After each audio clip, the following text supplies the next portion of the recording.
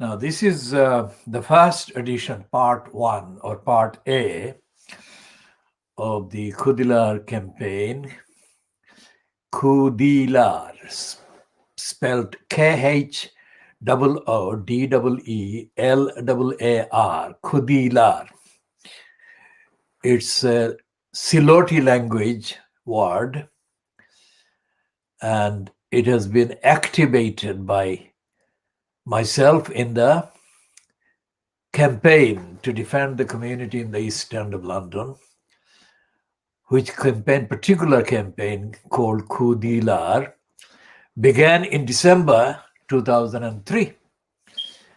And the first actual engagement with the UK central government policies, which we opposed successfully, began about the attack on the East End of London by the frontage used for railway transport line called Crossrail.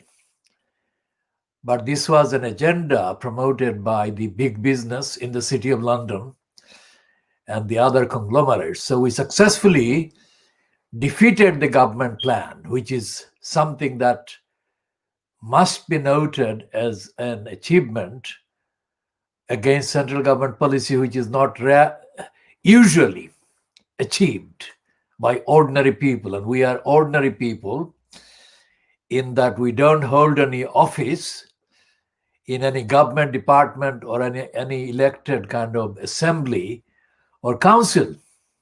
We mobilize the campaign against the council, against central government department and agencies, and against the UK Parliament. All of this was done from the East End of London, and nothing like this has been done ever from the East End of London. And we shall come to this year's centenary, which we are organizing to observe, centenary of the Poplar councillors.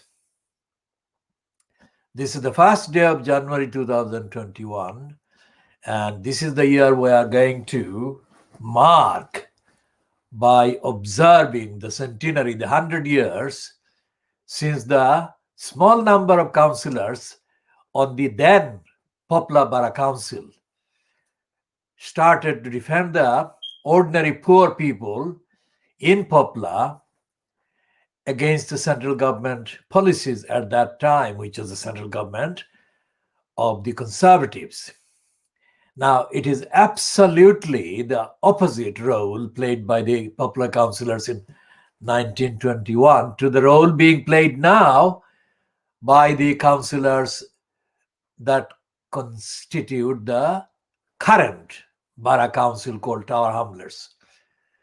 Tower Hamlets Borough Council was formed in 1965, in April 1965, by merging the Poplar Council, the Bethnal Green Council, and the Stepney Council. They were all smaller councils in terms of the numbers of councillors in them as compared to the current London Borough of Tower Hamlets Council, which came into being as part of the kind of merging right across London of various smaller boroughs into bigger local boroughs.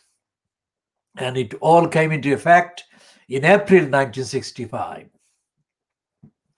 And the Khoodeelaar campaign, Khoodeelaar is a Siloti language word, which is the anglicized name is Sylheti. It's part of Assam in India and Bangladesh. So Siloti is actually a region which is situated both in India, today's India, and Bangladesh. And Siloti language is spoken by a wider number of people than is recognized usually.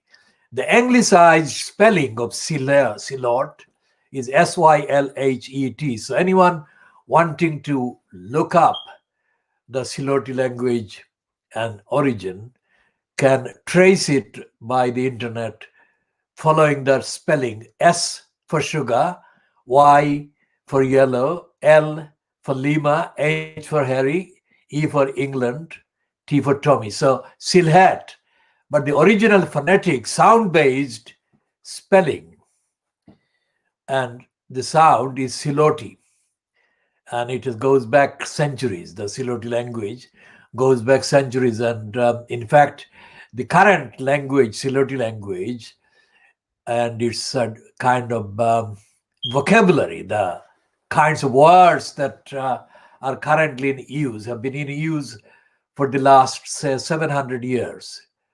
And before that, the vocabulary was different, but the structure of the language was not different. The structure of the language is very much the same today as it was thousands of years ago. Now, the Siloti language word Khoodeelaar is, as I have said before, and just reiterating today for anyone watching this edition for the first time, the Siloti language word Khoodeelaar is similar to the French word Oya. It's a cry to the ordinary people by the town crier, and it's an alert, it's a warning. So that's the one meaning, a warning. The Khoodeelaar campaign is a warning word, a campaigning word. Khoodeelaar means, literally, it means that the enemy party or person is digging the place in our territory, in our area. And that was a reference to the digging of a hole, very big hole, very deep hole, that was plotted by the promoters of the Crossrail Tunnel. Now, the Crossrail Tunnel was proposed to be dug right in the middle of the Brick Lane area, not in Brick Lane literally, but between the Princelet Street and the Hanbury Street, at a spot, let's say, between Brick Lane, Princelet Street, and Hanbury Street, and to the east, let's say, the main road or main street is Greatorex Street. So there was a big hole, the depth of which was going to be like as high. Just imagine the Tower Bridge. So if you imagine Tower Bridge, and if you go as far as it can go down below the river, it was a very deep hole.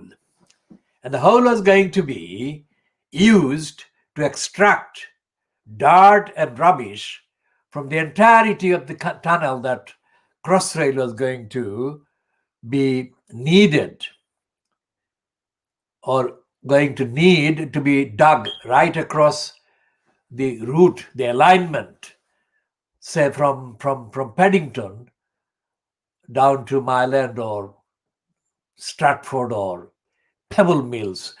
So there was a lot of dirt and rubbish that was going to be extracted through that hole into the road, into the streets in Brick Lane.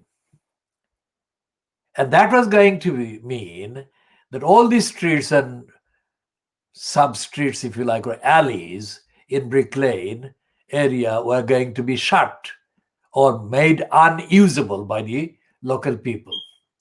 And the other thing was that a lot of buildings were going to be kind of put at risk of subsiding or kind of collapsing. And there was no knowing, there was no counting the numbers of people who were going to be inconvenienced. Thousands of people were going to be inconvenienced. The Brick Lane was going to be made defunct. That is to say, it is going to be made completely redundant and shut down for all businesses and movements and whatever. So we, the Khoodeelaar campaign, myself and K. Jordan, who took up the position, K. Jordan following my action program in December 2003, this decision was made very quickly. I was told by K. Jordan in December 2003 about the plan, but not as much detail as we came to learn later on. She got the information from other parties and sources. And essentially, she gave me the summary that the proposed hole in Brick Lane was going to be dug generally in the kind of spot and at the spot that I have described. And we didn't have a long discussion about it. We didn't have to, because I instantly realized the implication for the whole community. So I said to K. Jordan that depending on the role of the then Tower Hamlets Council kind of regime, we shall have to focus our demands on the role of the Tower Hamlets Council rather than on the role of the UK central government or the kind of company that the central government had set up at that time called the Crossrail Company, generally speaking. And so we agreed as we walked to Liverpool Street, where K. Jordan caught a bus home, and I was walking with her while talking about the whole idea of whatever they were plotting. And we decided that the campaign would be initially mounted by focusing the initial demand on the role of the council, saying to the council, Tower Hamlets Council, the local council, that they must oppose the Crossrail plot, which we called immediately. And so the campaign began. Now, this is 2021, which is 3 calendar years after the scheduled completion of the Crossrail construction work. And the Crossrail line was supposed to be operational in 2018. It hasn't become operational, and it is still uncertain at this date, of course, the first day of the new calendar year of this particular calendar, when this Crossrail line would become operational and passengers would be able to use it. Now, all of that is subsidiary, secondary to the actual focus of our campaign, which is called defending the community in the East End of London. Now, the reason why I didn't need any explanation, in addition to the summary that K. Jordan had told me in December 2003, was because I had been defending the community in the East End of London for what? At that date, for more than 30 years already.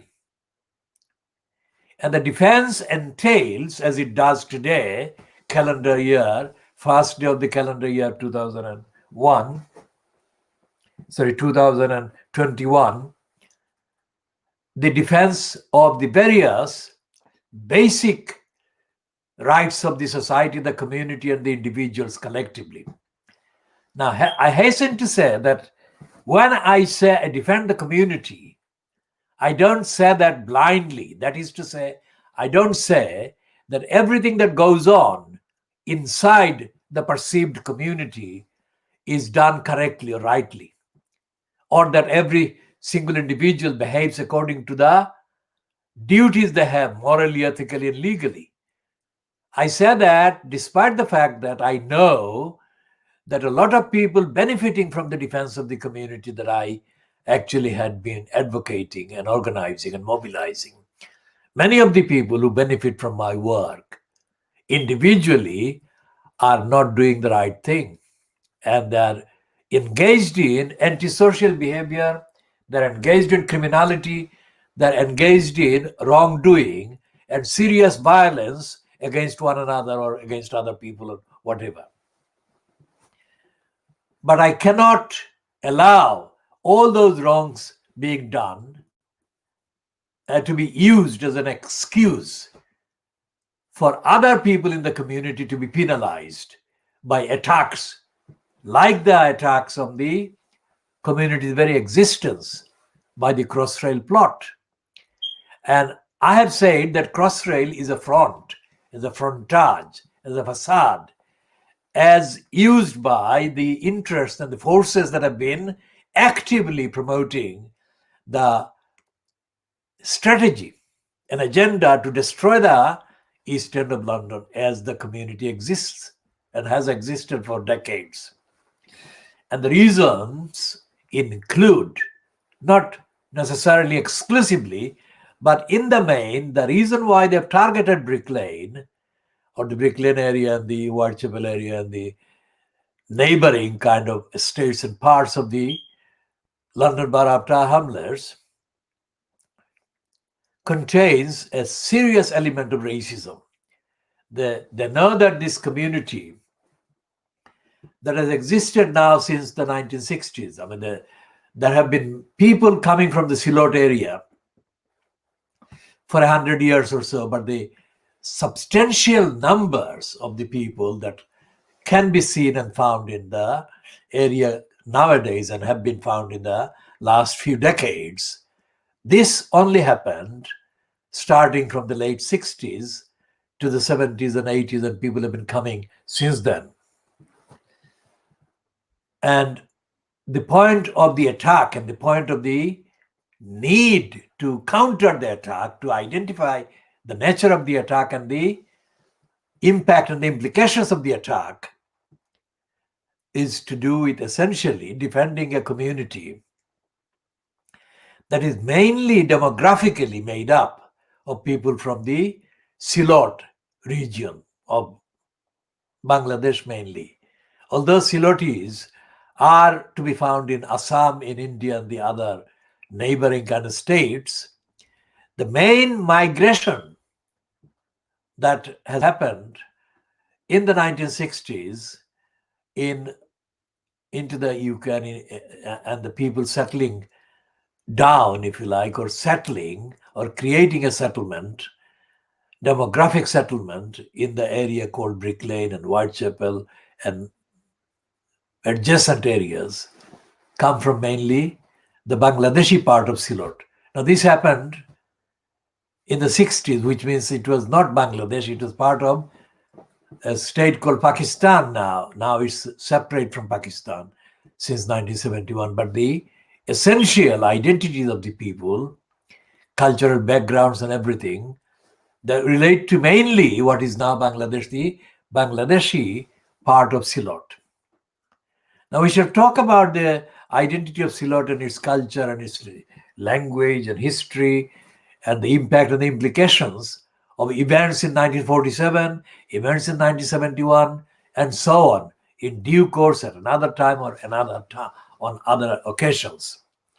Currently, the idea of the defense of the community not only defends and benefits the people who are literally Siloti speakers, but it also benefits other people of other languages, other backgrounds, and of other kind of antecedents and other heritages that are basically resident and living in the London Borough of Tower Hamlets, which is also the main home of the what used to be called the East End, the Cockney area. Now, although the campaign against the Crossrail big hole plotted against the Brick Lane area was done by using the presence and the future and the rights and the needs of the Siloti language speaking Bangladeshis, it included and does include today the need to defend the people from other backgrounds, other linguistic and religious and cultural backgrounds.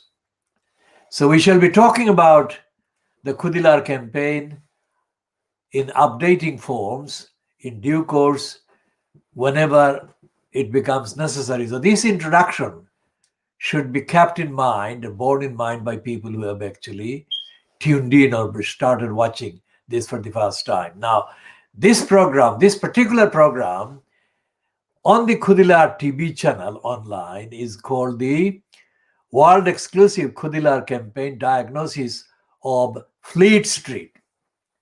Now, Fleet Street is, of course, as I've said before, the street that is in central London, in East Central London, where most of today's newspapers, that is the current newspapers, English language newspapers, daily newspapers, were based for many years before they actually kind of moved their offices to other locations in London. But Fleet Street has stuck. It remains the collective name for all these newspapers, Fleet Street. Whenever Fleet Street is mentioned, without the postcode and without the other ordinary descriptions that are applied when an address or a street is mentioned for other reasons like ordinary purposes of address, it is used to denote collectively the role and the behavior and the circulation of the newspapers, which are typified by, of course, the Sun, the Daily Mail, the Daily Express, and the Daily Borisgraph, and the Times, and now the Financial Times, and the I newspaper, and the Guardian, of course. The daily newspaper, which pagination, that is the number of pages, very small number of pages, called the Morning Star. We call it Scar instead of the Star because it tells lies. It is published as a so-called daily newspaper by the what used to be called the Communist Party of Great Britain, which is called differently, something differently from that today, these days. And the Morning Star, we call it Morning Star because it tells lies. Although it calls itself a socialist newspaper or a left-wing newspaper, it is a newspaper that perpetrates lies in the name of the working class people, or what the Jeremy Corbyn bandwagon kind of said in the last year of Jeremy Corbyn's so-called leadership of the Labour Party, the many. It doesn't publish many copies, and it doesn't reach many people, and it is not believed by most people. And in any case, the Morning Star is hardly seen by ordinary people because it's difficult to get hold of, and it's not a popular item of merchandise, if you like, in the news agents' outlets. Why we call it the Morning Star? Because it actually lies against the very poor people, the many that it claims to represent, the working class people, the people in low income, etc., etc. And it is also a racist newspaper. It doesn't report anything like the necessary amount or the necessary prominence, any incidents of racism, let alone racist policies. And the Morning Scar is the distortion. That is why we call it Scar. The Morning Scar gave platforms to the likes of Ken Lying Still Livingston, who was the two-term mayor at the expense of London between 2000 and 2008. And it gave platforms to George Galloway. Now, Galloway was given a sanctuary, political sanctuary, by the electors of Bethnal Green and Bow in Tower Hamlets at the 2005 general election, the May 2005 general election, after Galloway was ousted from the Labour Party by the then leader, Tony Blair. And Galloway was not going to find a place, a constituency, safe enough for him to get elected from anywhere in Scotland where he comes from, because he had already been ousted from the Labour Party, and there is no way that a contention against an existing Labour Party kind of incumbent MP would have been feasible. He would not have won it.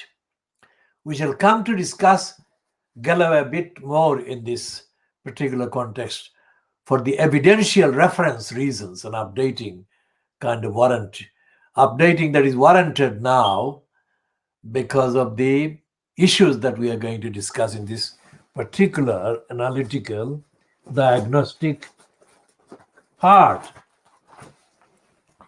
George Galloway was ousted by Tony Blair over a slightly kind of over exaggerated excuse that Galloway had said something unpatriotic, that is invoking or inviting or inciting in a statement somebody from another country or another interest to attack British soldiers.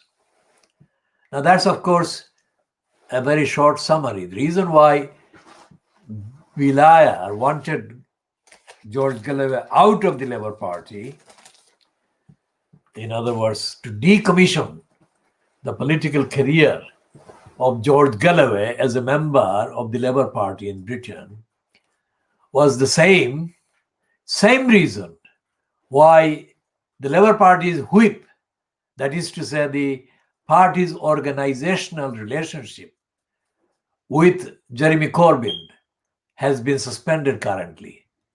And that is because Corbyn and Galloway are seen as part of the same problem that the Labour Party leadership sees. And that problem is to do with the slightest amount of sympathy for the Palestinian people. Now, let me say this, that I know both lying Livingstone and Corbyn. I know them more closely in terms of the kind of contacts with me in the past than I could detail here, because it is quite a long story. Both of them have been organizationally penalized by the Labour Party bureaucracy for what the Labour Party bureaucracy and their peddlers in Fleet Street have claimed, being opposed to the role of the Israeli state and the anti-Semitism that has been pronounced almost on a daily basis in the British media, anti-Semitism that has been ascribed, that is attached to Jeremy Corbyn. All of that has been to do with the fact that Corbyn has made any criticism of the state of Israel. Now, I have no kind of time for Corbyn as a leader of the Labour Party, because in my view, Corbyn was never intellectually fit to be called leader of the opposition in the British Parliament. And he's not intellectually fit now, after leaving the post of leader and being replaced by Keir Starmer, who is very much a supporter of the state of Israel. Now, both of those have been given platforms by the Communist Morning Star. And both of them have claimed some kind of relationship with the Morning Star. Ken Lying Still Livingstone, and Jeremy Corbyn. The Lying Still Livingstone I created as a qualifier middle name for Ken Lying Still Livingstone before he was ousted by Boris Johnson at the 2008 so-called London mayoral election. And I gave Ken Lying Still Livingstone the Lying Still kind of tag because of his lying and because of his ongoing lying. So to me, neither of them should be credited with supporting the people of Palestine. Both of them are deficient. So whoever created the excuse or the pretext of calling those two anti-Semites is really making up another lie, which is to create a racist mythology showing that two white racists are liberators for the Palestinian people, which they are not, never have been.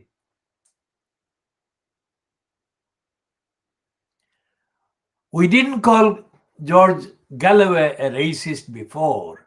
We have called him various things based on the evidence, but we haven't called him a racist in the way that we are able to call now on the basis of evidence.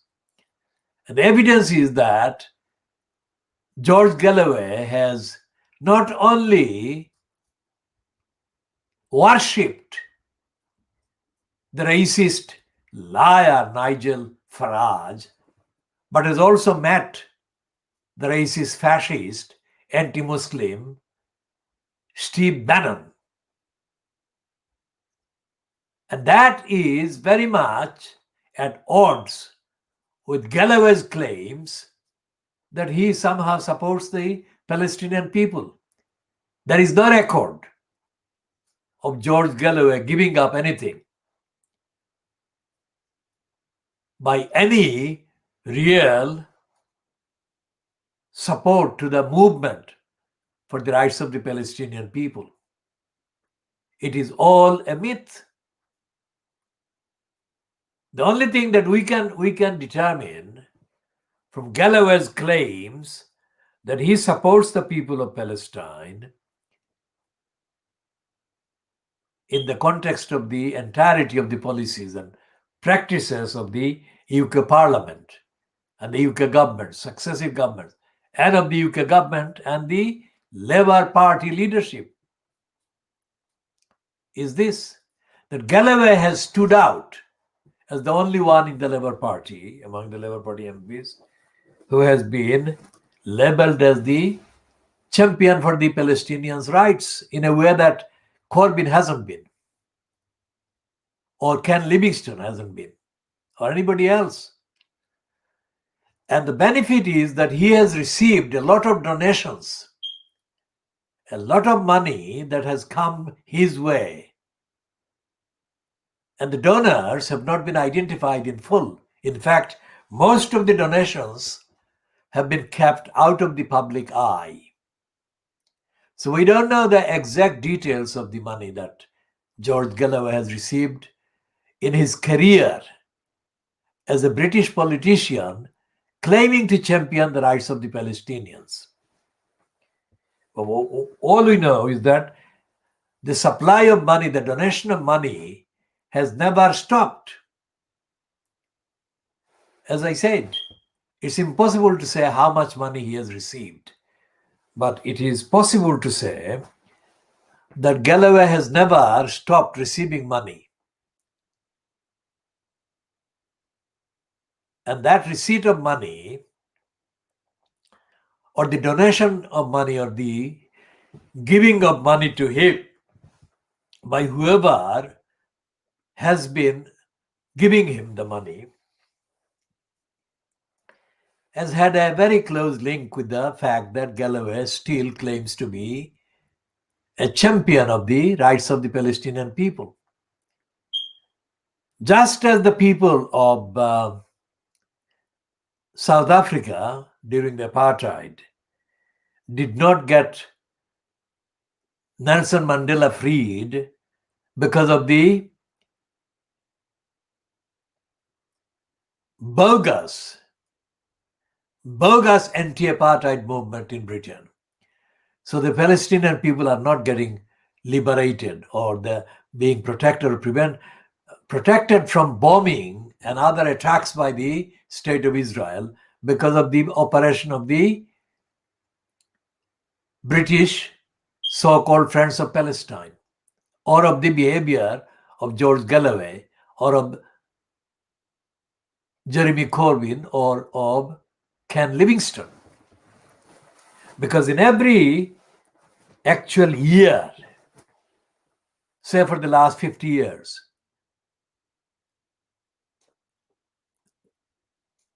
Jeremy Corbyn George Galloway, Ken Livingstone, whatever the ages have been throughout the last 5 decades, they have been silent, if not outright or strategically or craftily hostile to African or Asian people mobilizing against racism in this country. These three have not supported the campaigns against racism by the African people or the Asian people, whatever the level of actual mobilization by the African and Asian people, which I shall be commenting on soon. These three have remained absolutely, totally alienated from the movement by the African and Asian people against racism in this country. And all three have been Brexiteers. All three have been Brexiteers, which means that they have supported the racist campaign against the European Union. So when Galloway arrived in Bethnal Green and Boyne at the May 2005 general election, there was not a single word of solidarity by him or anyone connected with him expressing any support or solidarity with the Khoodeelaar campaign. In fact, Galloway and his so-called supporters and his racist advisors didn't even know about this real problem that was going to be foisted on the East End of London. If they did, they didn't care. But we don't say they didn't know, because Ken lying still Livingstone was still very much in post at the expense of the people of London in the post of mayor. And Livingstone and Galloway have been very close politically. And Livingstone must have told Galloway that he should not criticize Crossrail. And Galloway didn't. Until it became very clear that in the constituency, the Khoodeelaar campaign had become the definitive voice of opposition to the Crossrail plot. Now, I'm reading nothing here. I'm speaking extempore or extempore. That is to say, I'm making this broadcast without any script. But that doesn't stop it from being more effective than a scripted broadcast would have been, because I have been involved in mobilizing the whole campaign, in articulating and in dealing with all the evidence and all the facts and figures and the rest of it. But I say that as a record that this broadcast is being made without any script in front of me. And I did not rehearse. And it is like this every broadcast. When there is something to show, I show it, which is self-evident as the sourcing of the particular part of the broadcast. But essentially, it's an unscripted broadcast, which is unlike any other comparable broadcast. And when I say comparable, I refer to the fact that we are calling it the world exclusive diagnosis of Fleet Street. And I'll come to the kind of diagnosis of Fleet Street of today a little later, after dealing with the update necessary to be made and broadcast about kind of the joint role played in racism and racist obstruction and racist denial by these three champions of the Palestinian people. So we tell the criminal, racist liars who have invented the image of Jeremy Corbyn as the leading anti-Semite, that they are wrong, not because they have no right to call out any person who is discriminatory and hostile or biased to the Jewish people. But the evidence does not support the claim that Corbyn is remotely bothered about or even competent in the knowledge about the Palestinian people. So therefore, he cannot be accused of opposing the Jewish people or the Palestinian kind of opponents of Palestinians on behalf of the Palestinian people at all. How do I know that? Read up the speeches of Jeremy Corbyn over the last 5 years. And if you don't believe it, read the speeches that he has given in the last 30 years about anything to do with Palestine. And Corbyn is incompetent, intellectually incompetent about the Palestinians. Now, anyone who doubts this needs to hear this. His so-called mentor, the late Tony Benn, was himself a racist and a racist fabricator. Tony Benn did not have respect for African and Asian people that any genuine opponent of racism would show respect to the people of African and Asian origin, whatever the level of organization against racism. Tony Benn never in his entire career as a fake socialist mentioned one single African or Asian person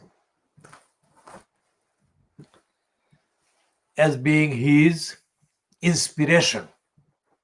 I'll come to Nelson Mandela and M.K. Gandhi. He did refer to those two, but I'll come to that later. I traveled across England extensively to report politically in the 70s. And my travel included various sports that Tony Benn kind of appeared at.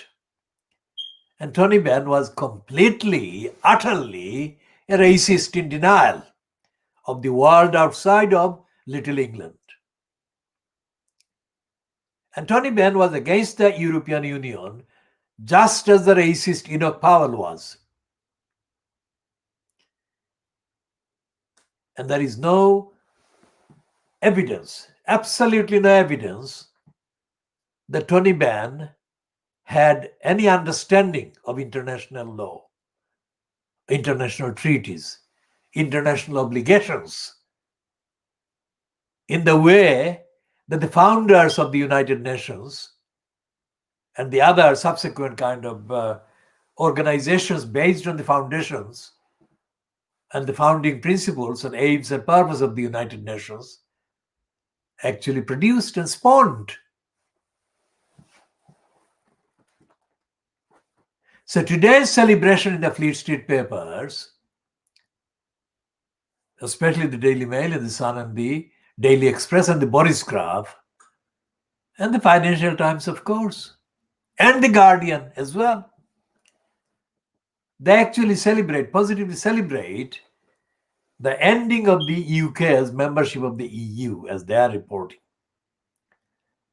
Now, it is predictable that the Daily Mail, the Sun, the Express, the Boris Graph would celebrate the ending of the UK's membership of the EU. But why the Guardian?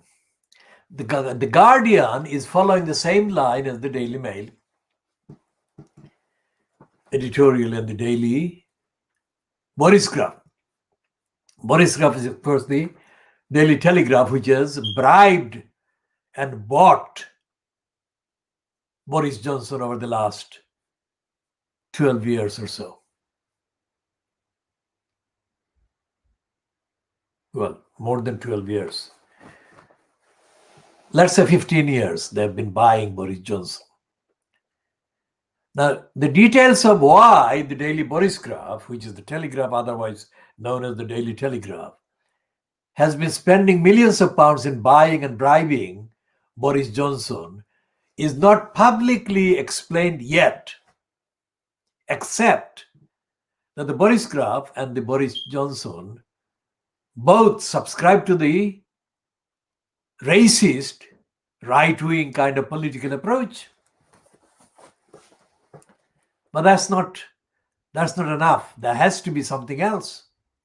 Because Johnson is not a principled politician. Johnson had two versions of the speech that he was preparing to give after the referendum result. He wrote one script if the result went for the Remainers. And he wrote another speech to deliver if the result went for the Leavers.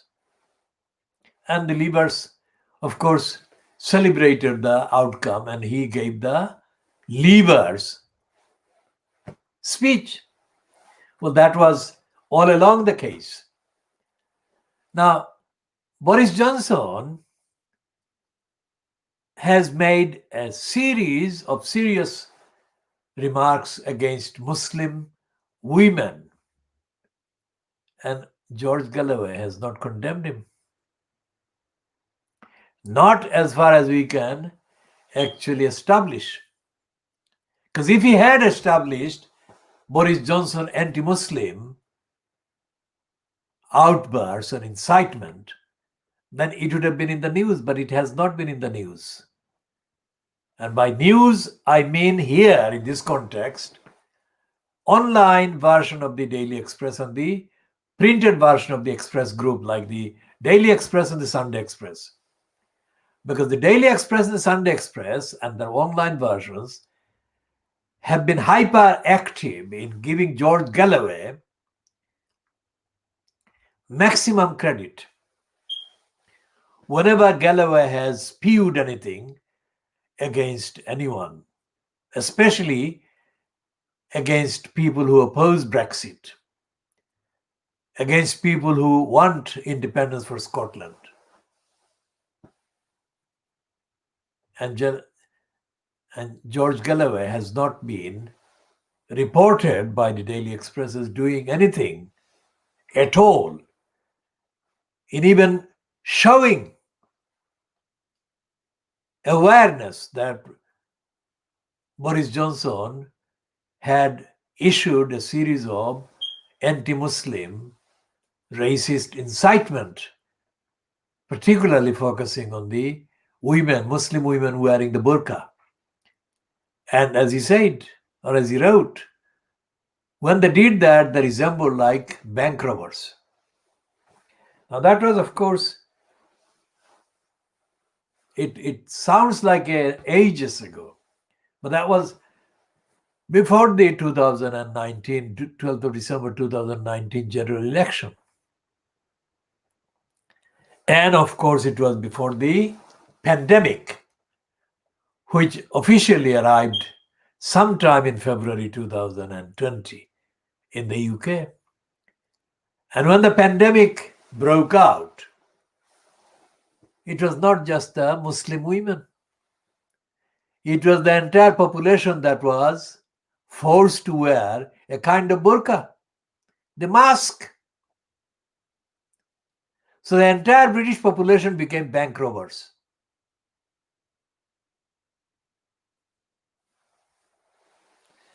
And this is something we have pointed out, not anybody else. But George Galloway didn't point this out. And George Galloway didn't ask for Boris Johnson to withdraw his racist, inflammatory, anti-Muslim women, hateful incitement.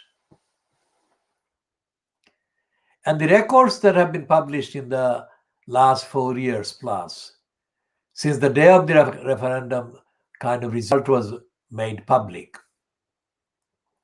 the records show increasing numbers of violent attacks against people who are seen by their attackers as being Muslim, either by appearance or by dress or whatever. And especially there have been literally hundreds of cases of Muslim women, because of the burqa and the hijab and other headdresses, being physically attacked by both men and women in this country. And George Galloway has not made any significant or memorable comment against any of those attacks. If he did in a ritualistic, going through the motion type of way, not in the overstated way that he appeared to be championing the people of Palestine. Now, as I said about the South African liberation and the fact that George Galloway actually mentioned the people of Palestine, the mentor of Jeremy Corbyn, Tony Benn, the mentor mentioned Nelson Mandela and he mentioned the M.K. Gandhi. But he didn't mention them as his inspirations or his leaders. He mentioned them as if he was kind of approving of them after the facts. And nothing that I suffered, and I suffered the kind of ordeal or the experience strictly for evidence. I was in Brighton suffering one of the events that Tony Benn addressed, absolutely empty of substance. So one of those things that I have been keeping in mind, bearing in mind, using in the construction of the analytical word, the gullibles. That is one of the things that I noticed and I have used in creating the word gullibles to mean mostly indigenous white people who are fed subliminally and directly lies by the popular press, the Fleet Street, and the media. That is on the one side, the majority of them voted for Brexit.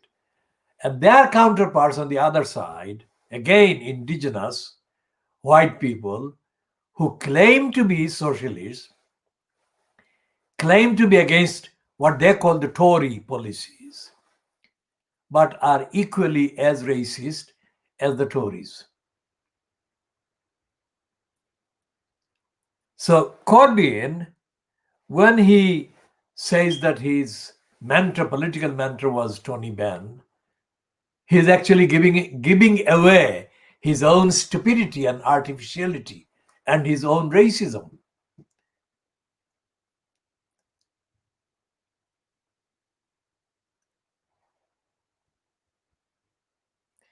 In the Bethnal Green venue, where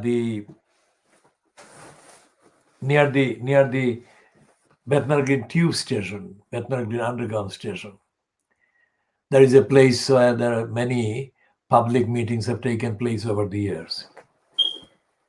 And Corbyn was a speaker at more than one that I, again, for purpose of evidence, I observed. And Corbyn was literally wrong about the various descriptions of the people of Palestine when he mentioned the people of Palestine. He was literally wrong. He was literally wrong about the rest of the Middle East and the rest of the world and the rest of Africa and Asia. I mean, during his campaign, initially, during these initial battles to get the leadership of the Labour Party, at one stage he was in the High Court over one of a series of challenges that he had to kind of mount against the then leadership of the bureaucracy of the Labour Party. Outside the High Court in the Strand, I completely, without knowing the two people, just knowing that they were there to hear the outcome, I was generally talking, not necessarily addressing those two, about Corbyn being an exploiter and a manipulator of the people resident in his constituency. And I said something that Kay Jordan had told me based on her knowledge of Islington. Kay Jordan had said that Corbyn kind of goes out of his way, or was used to going out of his way to show platitudes, utter platitudes in the name of the people of Ireland. Because that way he could get more votes from the community that included the Irish people. I was not making a remark about the Irish people. I was making a remark about Corbyn and his dishonesty. But one of these two men, white men, confronted me by accusing me of being a racist. Think about this. How could I be racist? I was saying something that Corbyn did in his constituency by following the fake solidarity with various parts of the constituency's electorates on the ground that he could get their support at the polling booth. How was I being racist? And it was not a comment about the Irish people's intelligence, was it? Yet one of these two men accused me of being racist because he said that what I had said meant that I was saying that the Irish people were too stupid to notice Corbyn's craftiness. That was not what I was saying at all. What I said applied to the people of the Muslim background as well in Islington, and of the Hindu or Sikh or whatever other faiths. The point was that Corbyn was being dishonest and he was pretending to sympathize with people solely to get votes, which is what he has been doing. And why am I saying he has been doing that? Because since he got in as an MP in the early part of the 1980s, probably the 1983 election, Corbyn has not. That is a long time, 1983 to 2001 calendar years. Corbyn has not shown any recognition in a sustained way for the opposition to racism being mobilized or expressed or articulated or organized by people of African or Asian origin. I say African and Asian origin generously because in the African origin background people and in the Asian origin background people, there isn't anyone who is doing what I am giving them credit notionally for doing. I'm the one who has been crying out loud for the organization of such an opposition. So I'm being extremely generous to those people who are covered by this general description. And I shall come to discussing those in due course, not necessarily in this part or in this evening's broadcast, but I will do that in due course. But going back to Corbyn and George Galloway and Ken Livingstone, all three of them have been MPs. Although lying Livingstone and George Galloway are no longer in the House of Parliament, Corbynism. So if we add together their speeches and their roles while they were MPs or have been MPs in the context of fighting racism, we shall find that they have not been supporting even a theoretical, even a notional movement against racism that is being led by or mobilized by or organized by anyone from the African and Asian people community. And that anyone includes me. In fact, that anyone is me. And what does it mean? It means that Galloway, when he became an MP in the name of the people of Bethnal Green and Bow in May 2005, was used to being in denial. Because he got the votes of the people that included significant numbers of Bangladeshi people who were Muslims. And he got the votes. But his ideas, his advisors, his sources of intelligence came from racists. And now we know that racists of his ilk. So how was it that George Galloway then became, on the record, an opponent of the Crossrail Hole? It was because we, the Khoodeelaar campaign, stepped in. And we stepped in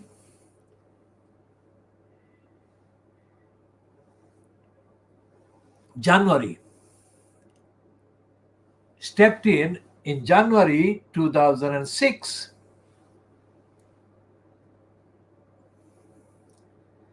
To salvage George Galloway's sinking career. In fact, if we hadn't, the Khoodeelaar campaign, in the form of myself making the initiative, had not stepped in to defend the then local MP George Galloway against attacks from Tony Blair. The Blair was still in post as incumbent Prime Minister in January 2006.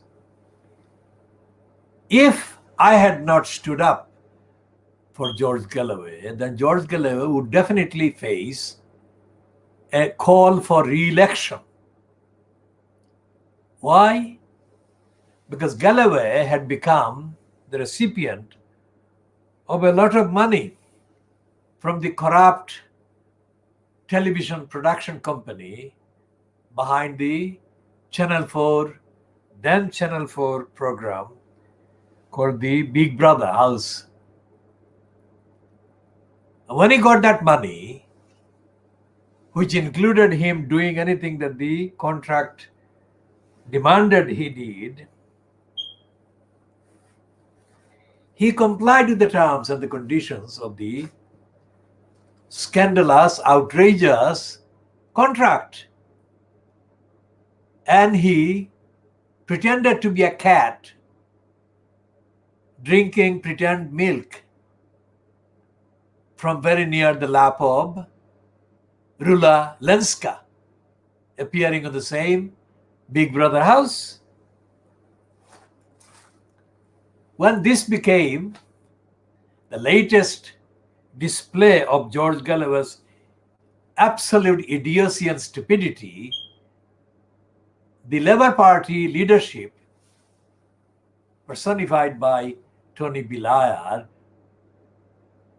was on the seventh heaven with pleasure and delight. And their local agents in Tower Hamlets in January 2006 were in absolute state of delight, demanding all kinds of things, in order to get rid of George Galloway, and he was hated. He was embarrassing the constituency and the voters with his antics. So much so that the demand was about to become realized by a motion being tabled in the House of Commons. He didn't get it, but that was about to happen for the recall of the election of May 2005, which was only a few months earlier. Because May, June, July, August, September, October, November, December, January, 9 calendar months, not even a year. And there was absolutely no comment from George Galloway's racist advisor morons and his liar morons. Nobody from Galloway's so-called constituency operation was opening their mouth because they couldn't. Because the political environment in January 2006 was very much hostile to George Galloway. And Fleet Street was playing the same role, if not a far more sinister role, against George Galloway politically, as it later played against Jeremy Corbyn on the so-called anti-Semitic kind of role of Jeremy Corbyn.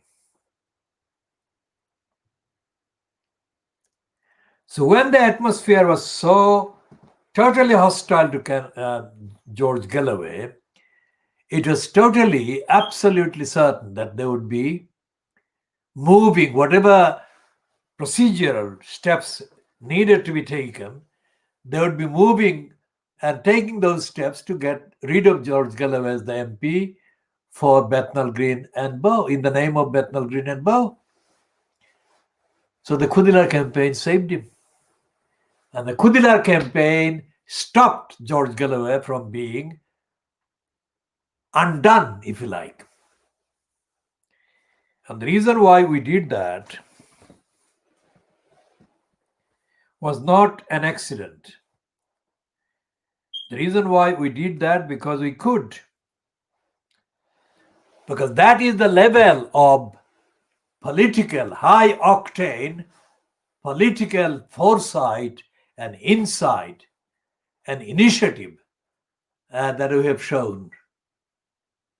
It wasn't an accident because everything else we did as the Khoodeelaar campaign met the same criteria, high criteria and uniqueness. As we said, 100 years ago in 1921, the popular councillors, who included a later Labour Party leader called George Lansbury, took a historic step to defend their poor, poverty-stricken ratepayers in Poplar. And in order to defend them successfully, they resolved as councillors on Poplar Council to risk being jailed for defying the then Conservative government's policy.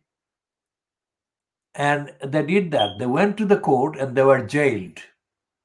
They went to the court and they were jailed. They didn't come home until after serving the relevant time in the jail. That was absolutely original action by elected councillors in defense of their electors. Nothing like that ever happened in all of England in its history. Nothing like that. Other things have happened, turmoil and strife and all the other things and battles. But a group of elected councillors going to jail, defending their electors over rates because the electors were poor and in low income. That kind of thing never happened. So we, the campaign, and I personally have always been paying respect to the councillors. This is not a common thing that we do about politicians. But on that occasion, these councillors stood up for the rights of the poorest. And in principle, they stood up and they represented, in the strictest sense of the term, representation.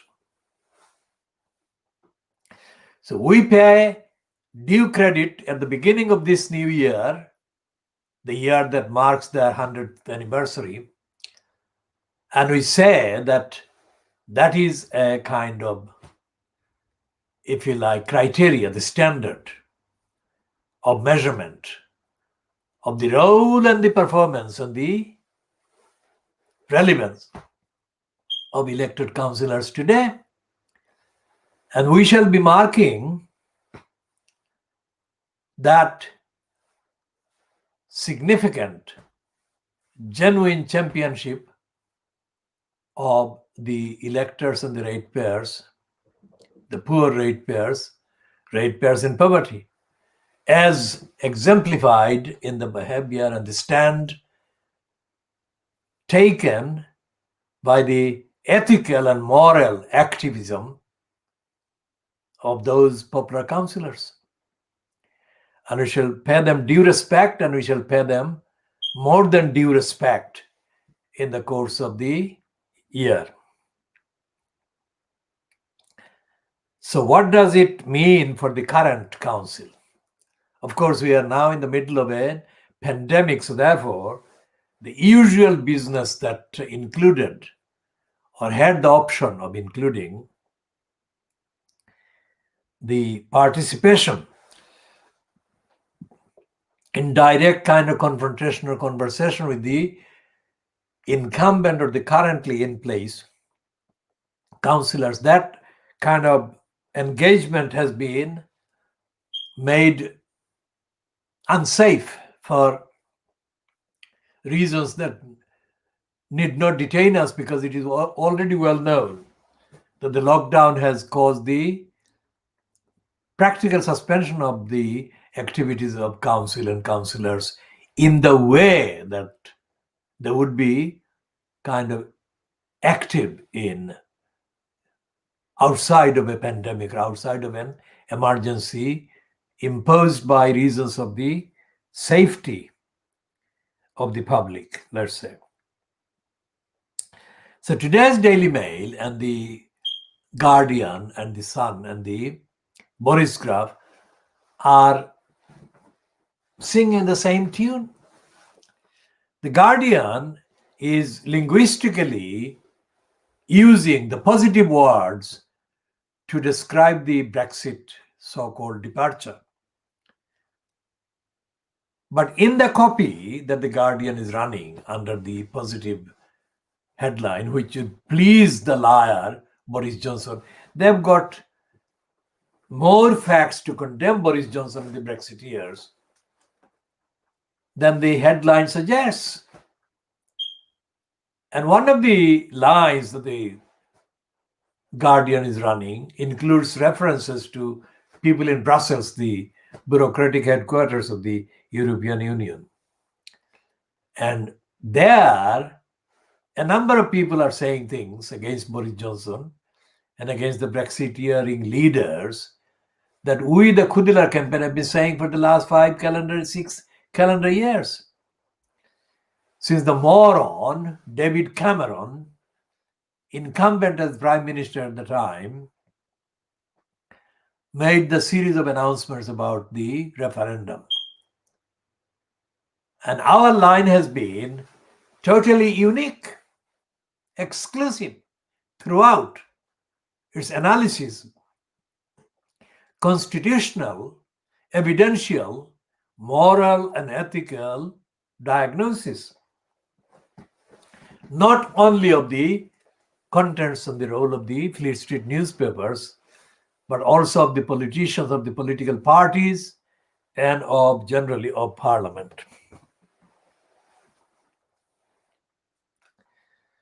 What has happened is that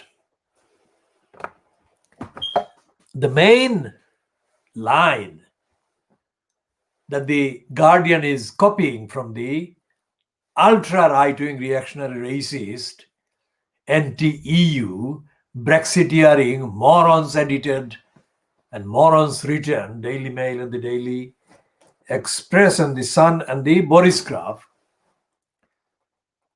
is contained in the one word rules. They don't say anything about the international treaties, the charters, and the requirements, the various liberating constitutional moves and steps that have been taken according to the UK's states status as a signatory to those charters. Because a lot of the EU's agreements or a lot of the agreements made by the EU centrally with the member states derived from, flowed from, and have been based on the declarations, founding declarations of the United Nations 75 years ago. So although the particular description, the particular kind of engagements between the UK and the EU as a member kind of state, UK as a member state, and the EU as a central kind of organization, although the particular descriptions of those agreements have come to an end, theoretically, similar agreements and the duties on the UK state arising based on the agreements remain unchanged. And those are to do with the human rights conventions and the United Nations Charter, of course. And the papers, the Daily Boris Graph and the Mail and the Sun and the Express and the other right-wing kind of Brexiteering morons can be predictably expected to ignore this fact or factors. But the Guardian cannot, because the Guardian pretends to be intellectually more alert and equipped than the others, the rivals sort of titles. And it also claims to be not fanatically, zealously Brexiteering, little English, little Englanderish, nationalist outlet or outfit. But it conceals the truth. Because the Guardian, which is praised by people in India, people in Pakistan, people in Bangladesh, people in many so-called African and Asian countries, because they say that the Guardian is a liberal newspaper. Now, anyone who examines the contents of the role of the Guardian objectively, intelligently, transparently, contextually, will look in vain for the evidence to substantiate such a tag, such a conclusion. The Guardian is not fundamentally different from the Daily Mail. The Guardian is not fundamentally different from the Daily Boris Graph or the Sun or the Express. The Guardian is another Fleet Street newspaper, which is a racist newspaper, which is in denial of the United Nations, which is in denial of the existence of the world outside Little England. Now, what that means is that most of the people, including the gullibles, of course, on either sides, as we have explained in this particular part earlier, the gullibles that support the ultra right-wing conservatives and the gullibles that pretend to support the not so right-wing Labour Party. They have all failed to tell the truth about the impact and the implication of this Brexit thing.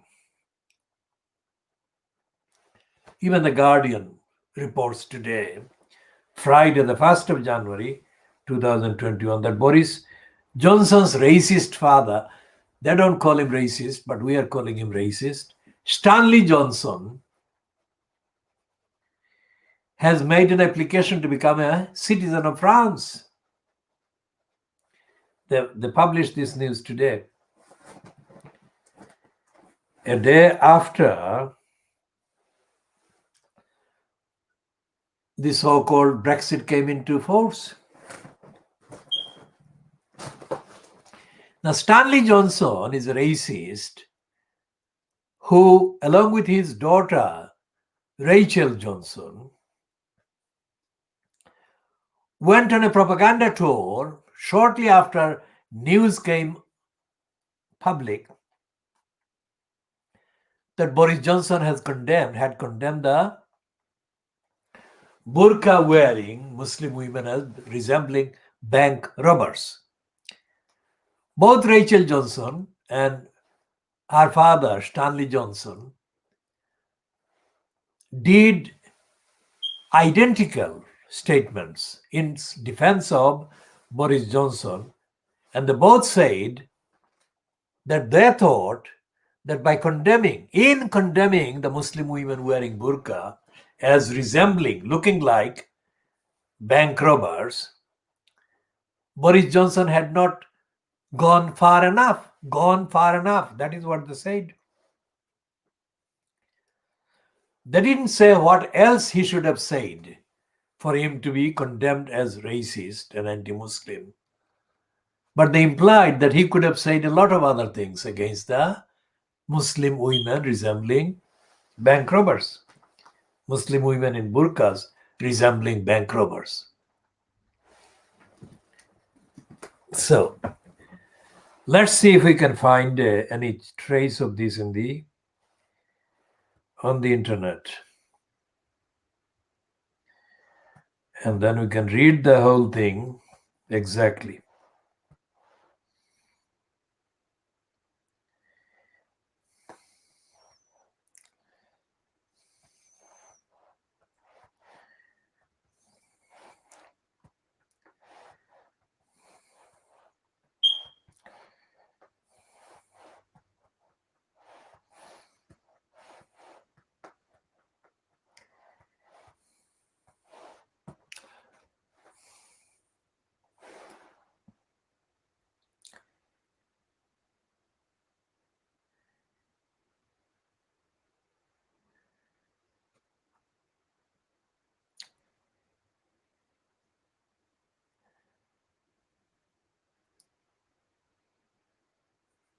All right.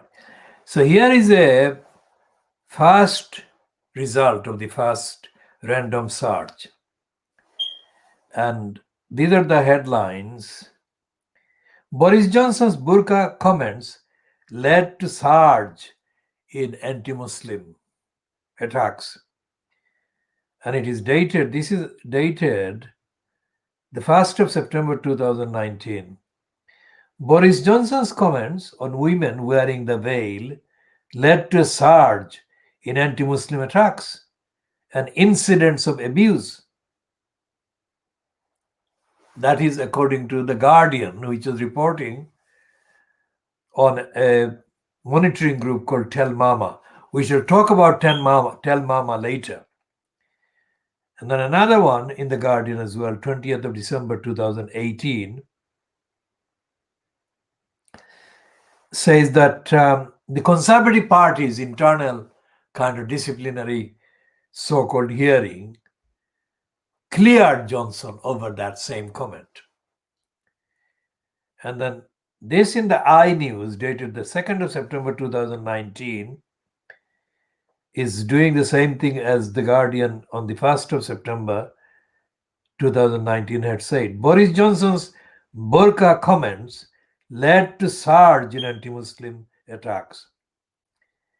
And this other one on the Independent website, dated the 2nd of September, same date, 2019, said, Islamophobic incidents rose 375% after Boris Johnson's comments against the Muslim women wearing burqa. Now, Islamophobic is itself a racist, anti-Muslim word, but in context, I'm just saying that the mean anti-Muslim when they say Islamophobic. But this only illustrates the gross ignorance on the part of the Independent and the rest of the Street that keeps using, even to this day, 1st of January 2021, this term Islamophobic when it means anti-Muslim. And this one is again, it's a year before the previous one, which is letterbox insults against Muslim women spike in wake of Boris Johnson's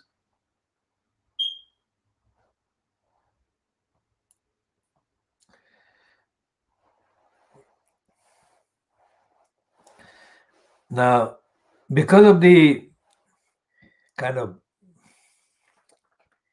cookies barrier, we can't access the page without going through a lot of kind of options. So we are leaving that out. But essentially, this is the version in the Politics Home website, which too is cookies barrier. But essentially what they're saying is that Boris Johnson's attacks on the Muslim women bank robbers on letterbox added to attacks on Muslim women and abuse of Muslim women almost 4 times, to the level that had previously existed. So according to any definition of the existing laws against incitement and criminal law, this was a criminal incitement that needed immediate prosecution, but he was not prosecuted. Instead, The Guardian kind of copied like a routine this so-called watchboard or watching body called Tell Mama. Now, Tell Mama is operated by a slave, mental slave, and he is affiliated to the racist party called Lib Dems. And this idiot was many times, his name is Mughal. This idiot was several times, candidate for elected office in the name of the Lib Dems. Most of the times he failed. But that is just a biographical note. It's not a moral note. He has every right to stand, even if he keeps failing and keeps being rejected.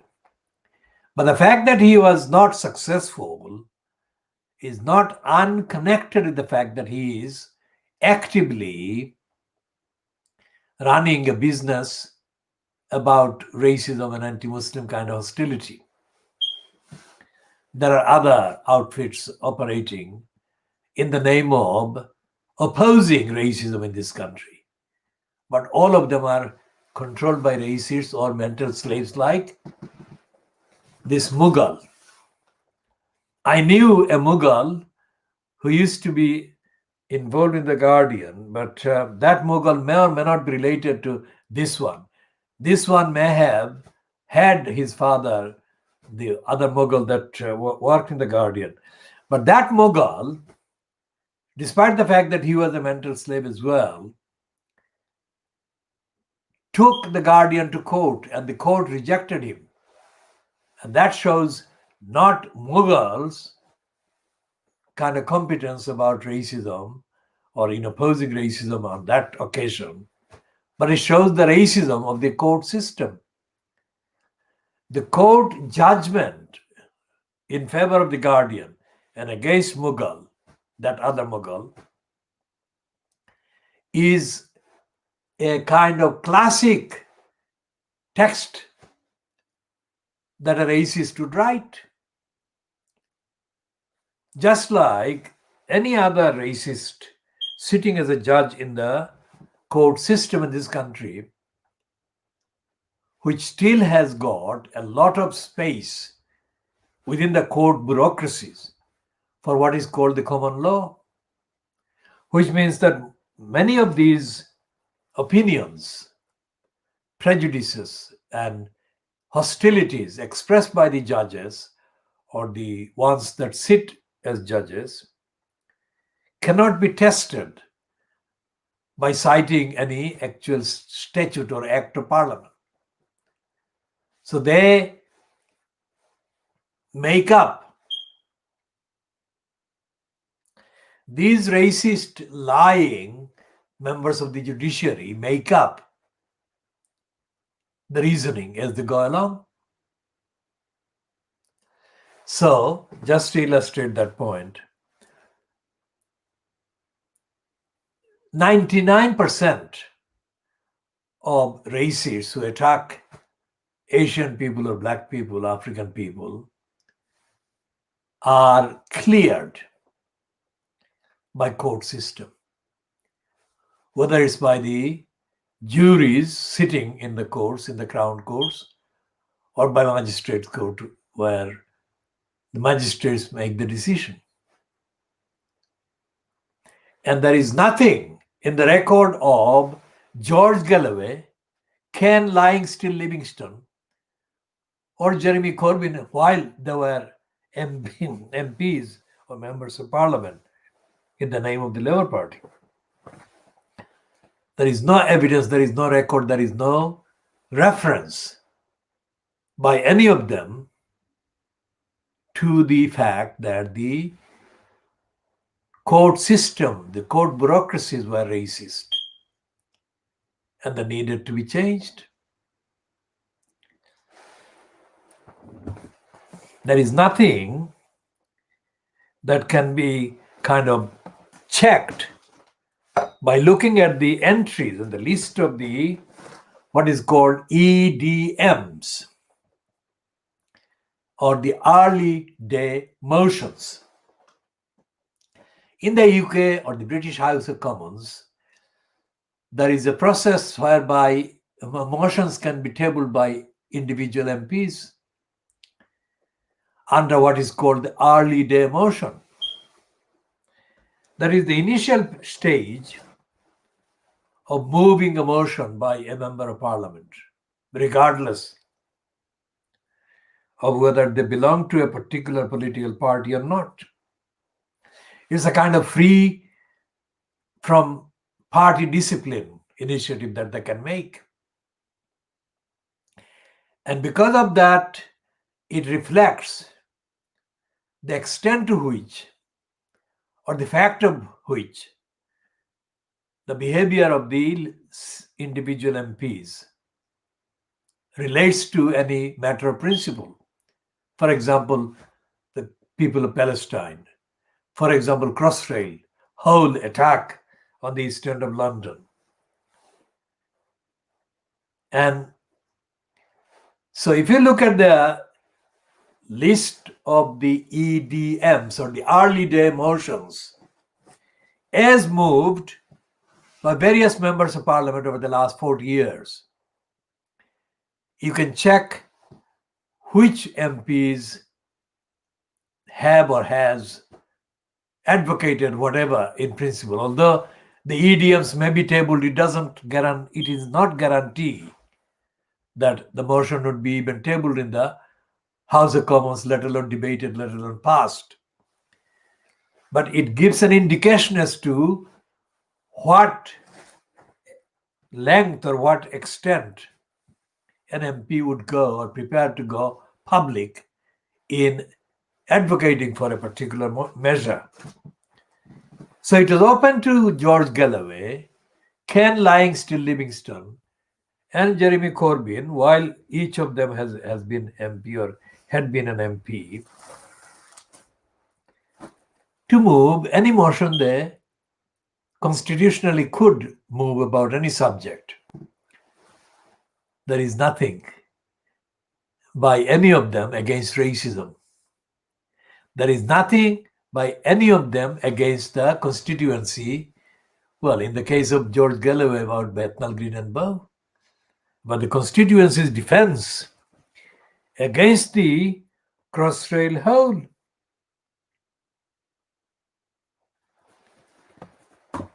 So what happened back in our kind of territory of Crossrail hole, when we intervened to save George Galloway, we did that by, first of all, factually condemning the role of the leadership of the Tony Blair cabal of the Labour Party. So when we spoke in public in the Hanbury Street at a rally on the 17th of January 2006. And immediately, as I started speaking loudly on a loudhailer, one of the then local fans of George Galloway rushed to the rally and started to agree with what I was saying. And the only reason why this person, a Bangladeshi, was doing that was because they could then see that anyone from the constituency was speaking in a tone, in terms that were absolutely new and very much needed to protect Galloway from imminent disaster. They didn't do that. This particular Bangladeshi person did not come and join the anti-Crossrail hole Khoodeelaar campaign rally on the 17th of January 2006, because this particular individual had any interest in defending the community, although their own business would have been among the first to face disaster if the Crossrail hole plan went ahead. As events have shown in the later years, this individual was one of the petty-minded, ignorant individuals that we saved from massive disaster. But this individual neither had the brains, nor the ethics, nor the morality to recognize any of it, but they did grab hold of the benefits that were coming by both hands, because we produced the benefit and produced the platform and carried on with the campaign for 6-7 years until the official decision was made by the UK government to ditch the plot, the whole plot, and they gave up.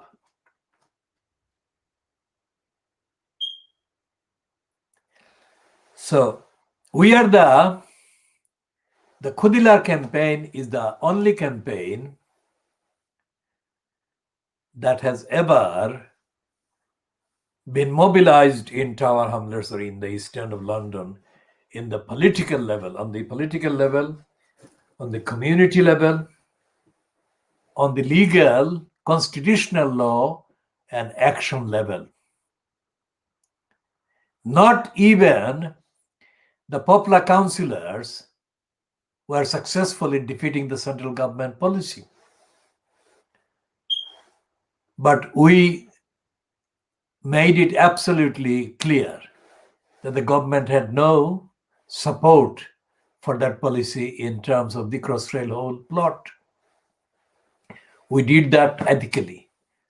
We did that morally. We did that constitutionally, legally. And for most of that time, George Galloway was given opportunity after opportunity after opportunity by our campaign to appear in public supporting our action. That made him appear to be supporting our campaign. And that sent a very solid warning to the Blairites and others in the constituency. But we knew that Galloway was benefiting career-wise, and we had nothing to lose by having him appear to support our calls and our actions. If Galloway failed to do that, we would have turned on him. And he knew that very well. So he had no option but to go along. Nor did his racist advisors. And the racist advisors included a bunch of crooks.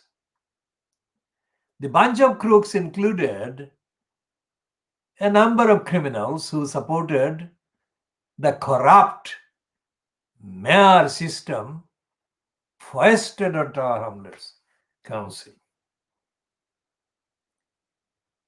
And we have been chronicling, updating on, expanding on, publishing details of how the criminals coalesced and how the criminals actually operated in collusion with the corrupt mayor regime installed in Tower Hamlets Council.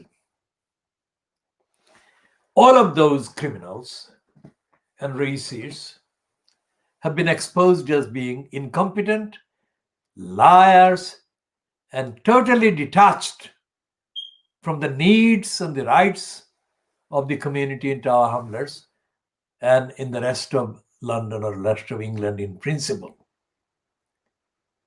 So this Khoodeelaar campaign broadcast is brought to you in English, although in the ordinary sense we would be speaking in Siloti. But this is being done in English in order to avoid the need for translations, because our commentary, our broadcast, our updates, and our diagnoses are addressed to the public at large, which is not exclusively made of speakers of a particular language, including the Siloti language. And we have to say this, that the campaign that we are running, as we said at the beginning, the campaign that we are running was not just against the Crossrail Hole plot. The defense of the community includes more than just opposing the particular Crossrail Hole plot. And the defense of the community includes education, housing, employment, civil liberties, and health. And most of all, it also includes opposition to the role of the agencies of the state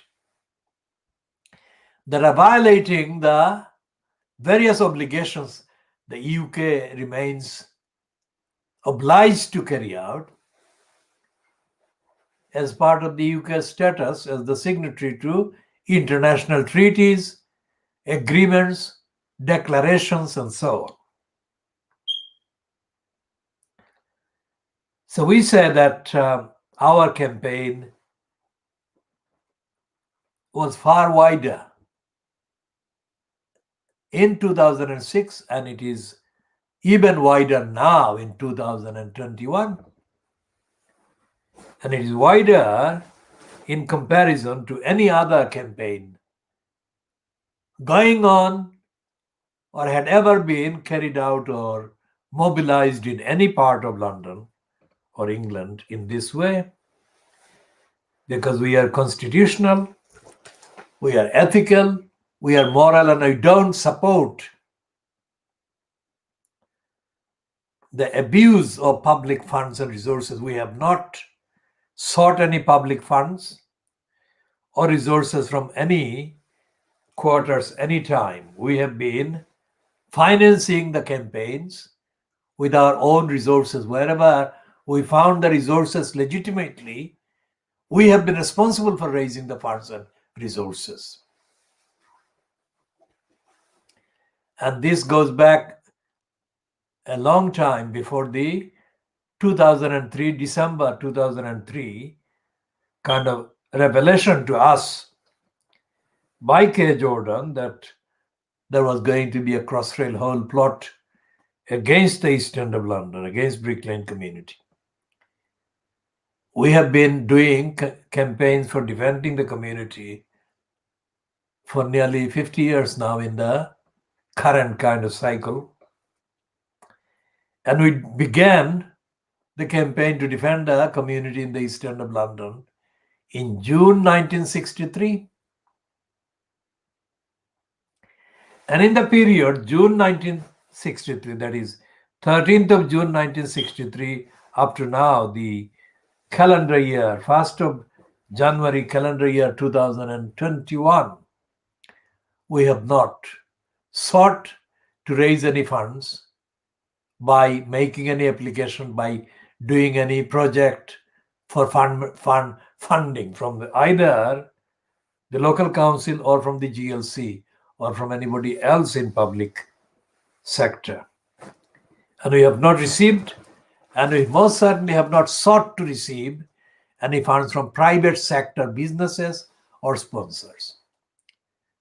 So the ethical, the moral, the physical, and the financial work has been our own. That is why when we say that this is a unique, world exclusive action, we mean it literally, ethically, morally, financially, and we have been vindicated. For example, when the in the run-up to the so-called referendum of June 2016 was going on, we alone said, the Khoodeelaar campaign alone said that Brexit was actually against the legal framework that had emerged as a result of the UK's membership of the European Union or European Community, whatever. And that the incentive, the incitement against the EU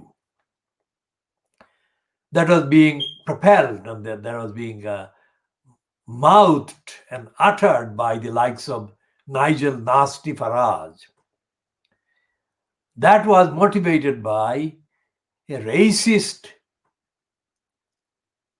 intolerance of institutions that had emerged that intervened and altered at least the direction of the racist domestic legal regime that existed previously in Britain. And that the biggest loss or the biggest series of losses from Brexit would be in the field of law, in the field of humanitarian law, international law, ethics, morality, transparency, and accountability law,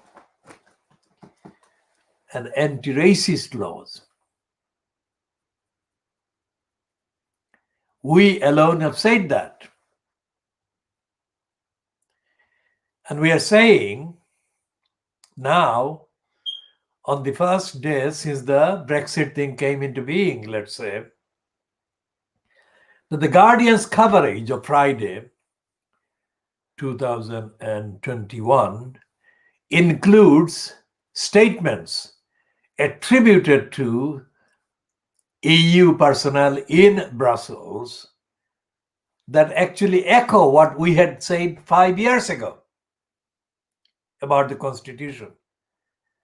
And that is the seriousness and this kind of impeccable nature of our accuracy in predicting things so clearly, accurately, so far ahead of events.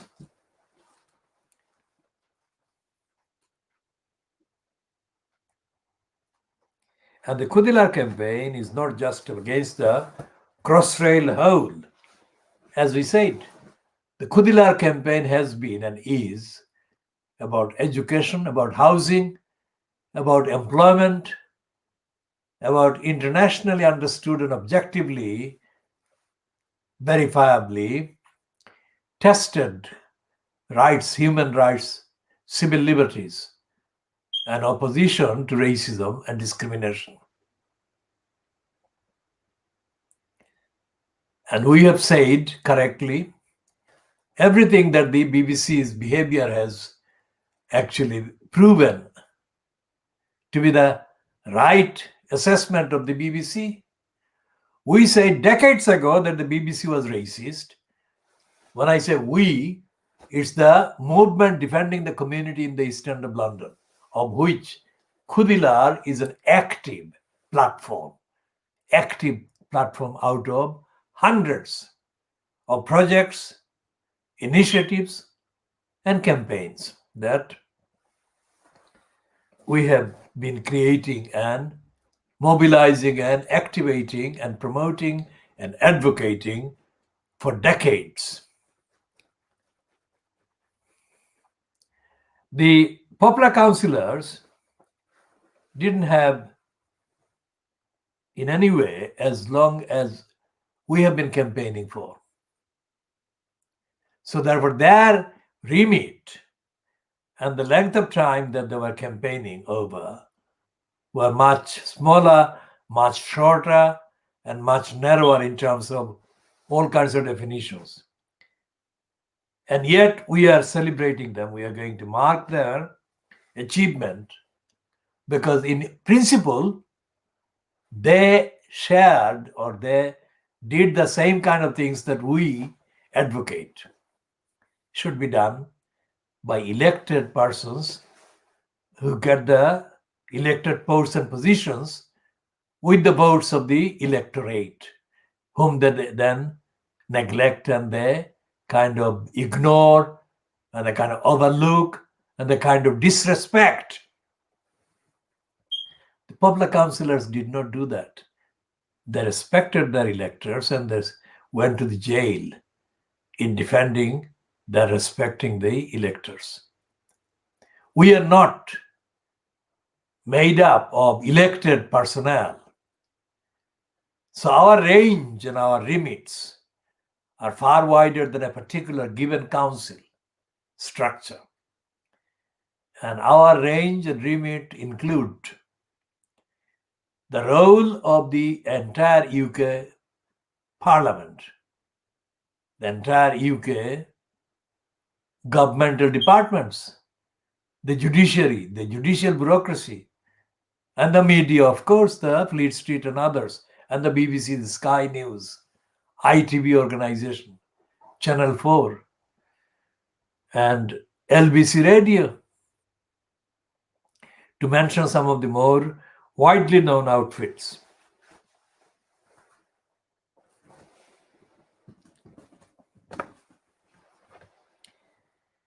Of the studies that we have carried out, of the studies that we have carried out in the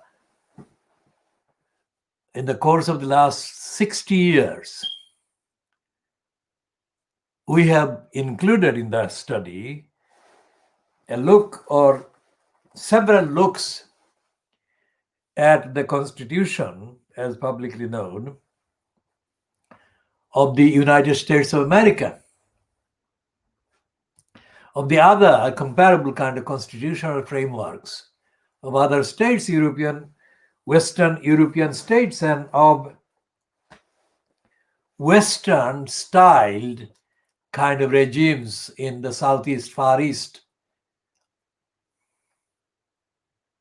And of course, we have done these studies of the apartheid regime, and we have been doing the studies of the post-apartheid regime in South Africa. One of the direct participants in our movement, exclusive participant, was Colin Winter. Now remember, I'm reading no script. I'm just giving a speech based on my particular knowledge of the situation concerned. Now, Colin Winter was a brief resident of East London before he sadly passed away. And he was known as the Bishop of Namibia. And at a meeting held at the, I think, University of London, some kind of room in the University of London, Colin Winter spoke, and I went to hear him speak. A person that was very close to me at the time and was standing next to me pinched me on the arm, one of the arms, and said, "He is going to go for you." I didn't understand what she meant by that. But immediately after finishing his speech, Colin Winter physically ran towards me. And he came and grabbed hold of me and kind of embraced me and wanted to know what I did and who I was and all the rest of it. I had not spoken a word. Anyway, eventually, he agreed to meet, and then we met. We didn't meet one-to-one. We met at a meeting. He came to an address. Not long before he suddenly, sadly passed away. He came, I think, in March or thereabouts in 1980 to address a meeting that I was running at the Brady Center. Now, Colin Winter spoke passionately against racism, against apartheid, and it was recorded. I cannot access the record this minute, but I shall try to remember what he said and share this in a later broadcast. But Colin Winter was the one that actually said at a meeting, which I also attended, but I didn't speak to him at that meeting, held at the Westminster Hall. The phrase, or part of the phrase that I remember from his speech there, was that he said, "I am ashamed to be British." Now, what he was saying there was that he was ashamed to be British for what the British did to the black people of South Africa. That's what he was meaning. Now, not many people in the UK want to talk about Colin Winter because of that. Because he was one of those rare kind of British persons who was quite prepared to talk expressly and explicitly about the racist British imperial role in Africa and in Asia, of course. So Colin Winter came to the Brady Center, and none of the white people, the so-called left people, present at the meeting, I don't know who the details were, but the people that have existed since Colin Winter passed away in the early 1980s, so it's now in the 90s, 30 plus years, 30, 40 years nearly. They never spoke about Colin Winter. There's a contrast between Colin Winter on the one hand and Jeremy Corbyn, George Galloway, Ken Livingston, and others of their racist ilks. Colin Winter was the Bishop of Namibia, and he was expelled by the apartheid regime, which controlled Namibia, of course. And the reason why they expelled him was because he was a genuinely kind of anti-racist. He was opposing racism in a genuine way. And they didn't want a white person to be opposing racism generally. And especially they didn't want a white bishop to be opposing racism, because that actually gave the racists a bad name, they thought. Now, I also met Donald Wood. Compared to Colin Winter, who was ignored by the British press, Fleet Street and others, Donald Woods was given a celebrated kind of status by the British press, especially by the likes of The Guardian. And the reason why they gave two different treatments, one to Colin Winter that neglected him, ignored him, and was a stand and a policy they based on being in denial of his role, and one about Donald Wood based on the Guardian's type of racism, racist patronage. The Guardian, the Observer, they were full of praise for Donald Woods on the Sunday Times. And the reason is that Woods was himself a racist. Woods made a kind of exploited his claimed acquaintance and proximity and closeness with Steve Biko. But Woods was not speaking at all about Steve Biko until after Biko was murdered by the apartheid regime.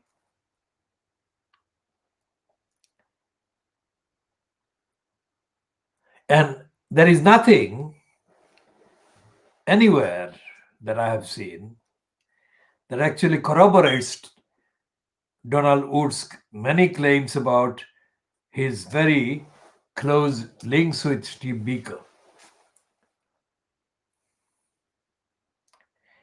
Now, whatever the image of Steve Biko, now, decades after his murder, and whatever the truth is about the extent of Donald Woods' proximity or familiarity and closeness with Steve Biko, whatever, none of that has been translated into action against corruption by the government that has existed in various forms since the apartheid occupation formally came to an end.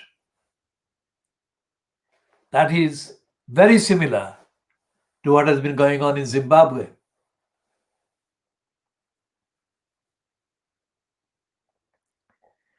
And so we come back to Tower Hamlets and we say that the councillors who are in the current Tower Hamlets Council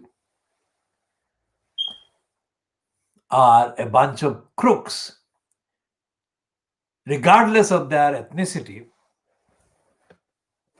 By ethnicity, a very significant part of the elected councillors are Bangladeshis in Tower Hamlets.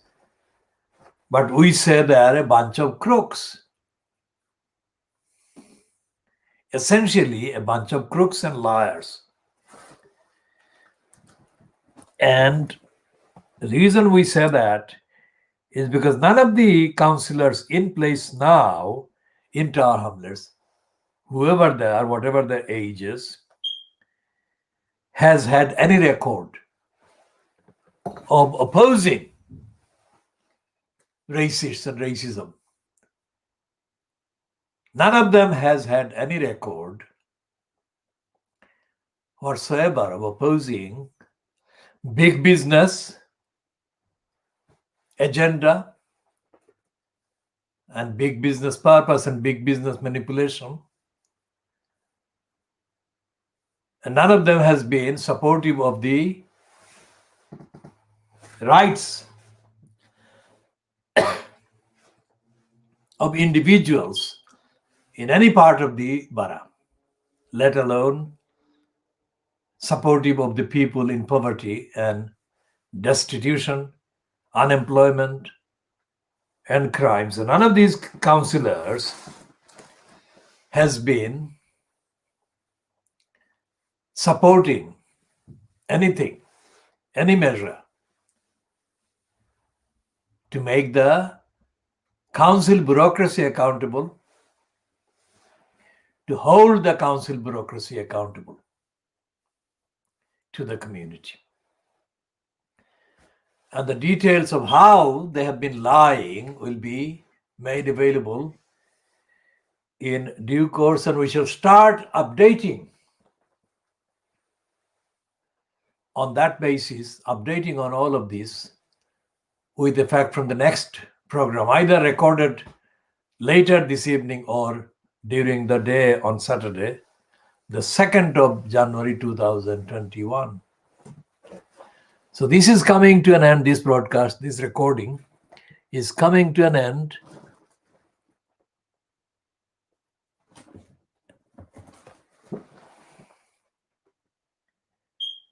at 23:17 hours GMT or 23:16 hours GMT on Saturday, on Friday, the 1st of January 2021. Until the next program,